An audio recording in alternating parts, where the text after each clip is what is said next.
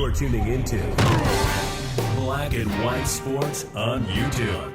The no-holds-barred truth on sports. The main event starts now. All right, guys, let's talk about the USWNT and the head coach of the woke USWNT, Vlatko Andonovski.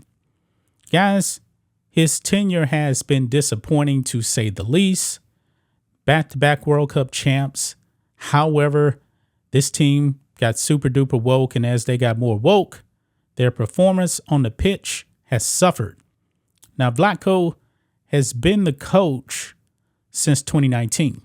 He replaced Jill Ellis, who actually won back-to-back World Cups. But like I said, this team had no interest in representing their country. Guys, there's a massive drop-off from 2015.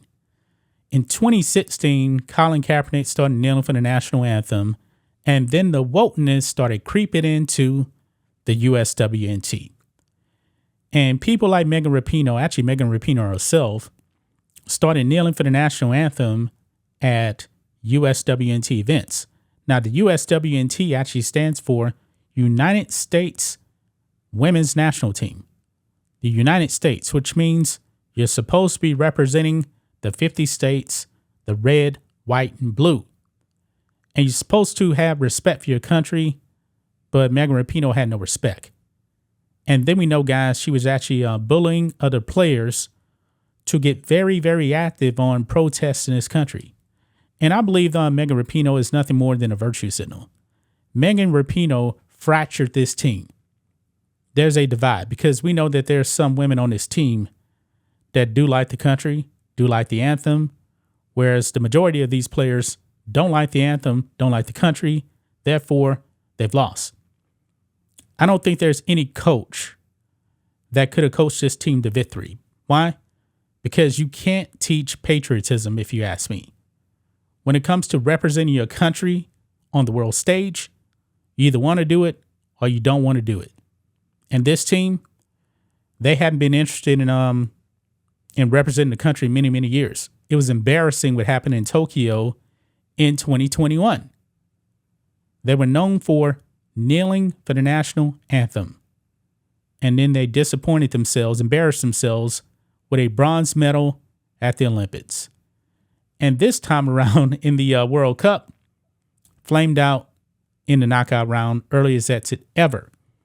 Well, there's been speculation on Vlatko. What will actually happen to him? Guys, we now have the answer, and it's over. Vlatko is out of there. Vlatko is quitting. Look here, guys, on Sports Illustrated right here. Vlatko Andonovski to resign as USWNT coach after World Cup loss, per report. Yeah, that's a wrap. I believe his future is probably sealed. I believe he was going to be the fall guy anyway, but this team losing because the expectations for this team were high. But this is not the same team anymore. Megan Rapinoe also declined as a player. You know, she's super duper old as well. And the activism on this team was just out of control. It took away from their performance on the pitch. But it says here, with the United States licking its wounds, after his worst ever Women's World Cup performance, a coaching change is reportedly in order. USWNT coach Vlatko Andonovski is expected to resign from his position in the near future, according to a Wednesday afternoon report from Lindsay Baccarano and Emily Cogg of 90 Minutes. Andonovski, 46, has led the national team since 2019. He replaced World Cup winning coach Jill Ellis on October 28th of that year and went 51-5-9 in his 4 years in charge. However, the United States floundered at this year's World Cup in Australia and New Zealand. The Americans were held to a pair of draws in the group stage by the Netherlands and Portugal and bowed out against Sweden in the round of 16, losing on penalty kicks.